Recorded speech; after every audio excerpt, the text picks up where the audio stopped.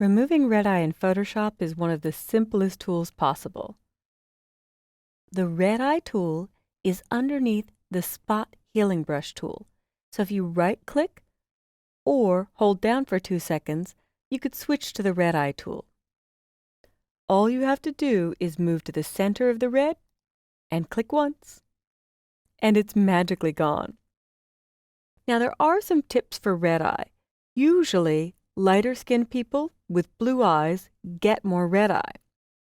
You can reduce the shutter speed of your manual camera if you know how to help prevent red eye.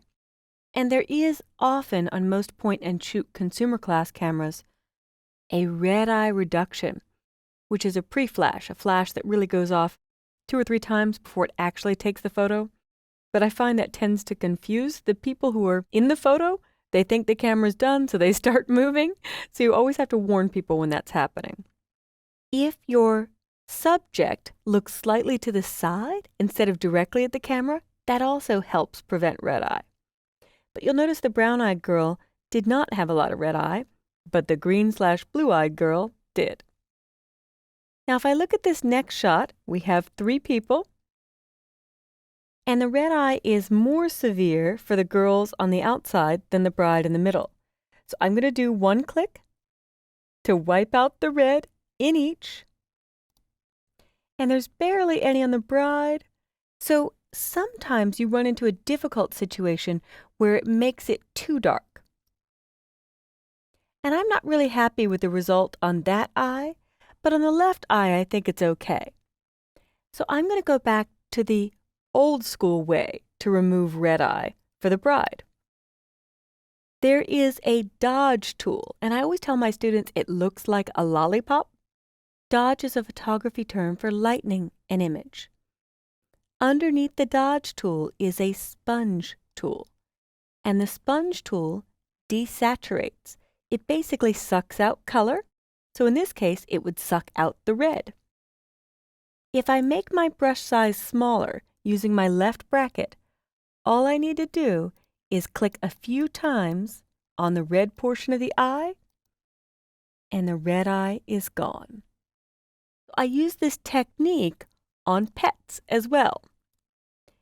If I zoom in with Command+ or Control+, and I click once with the red eye tool, no benefit.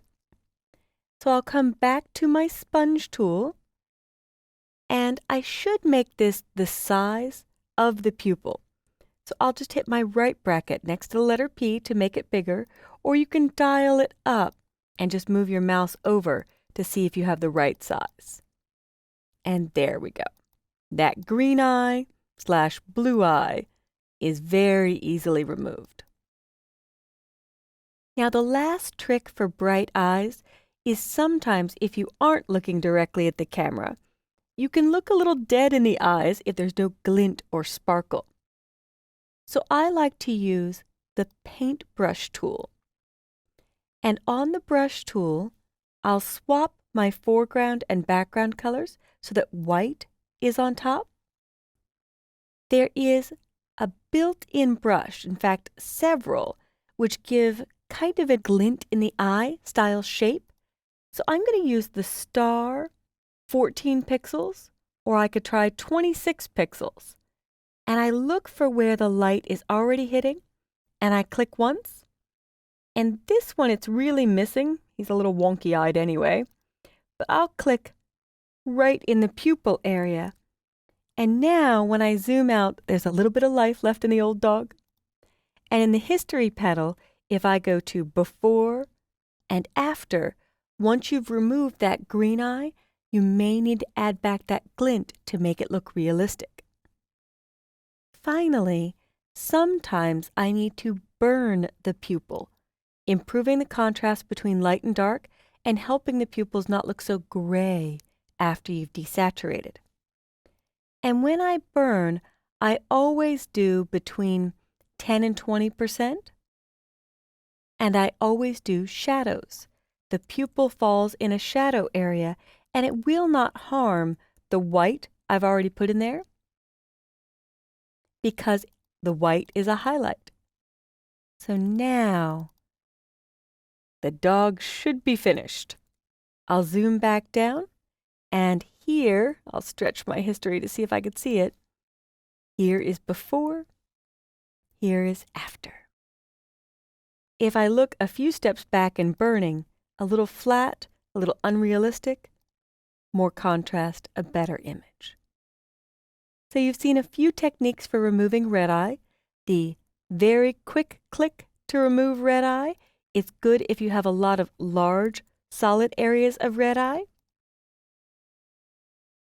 And the sponge tool to suck out the red, to remove the red eye where there's less of it, but it's still enough that you want to take it out. And finally, sponge is also wonderful for green eye / blue eye removal on pets. And I usually add back a little sparkle in the eye and burn the pupils a little bit so they don't look so gray. So now you can have better looking shots without the distracting red eye.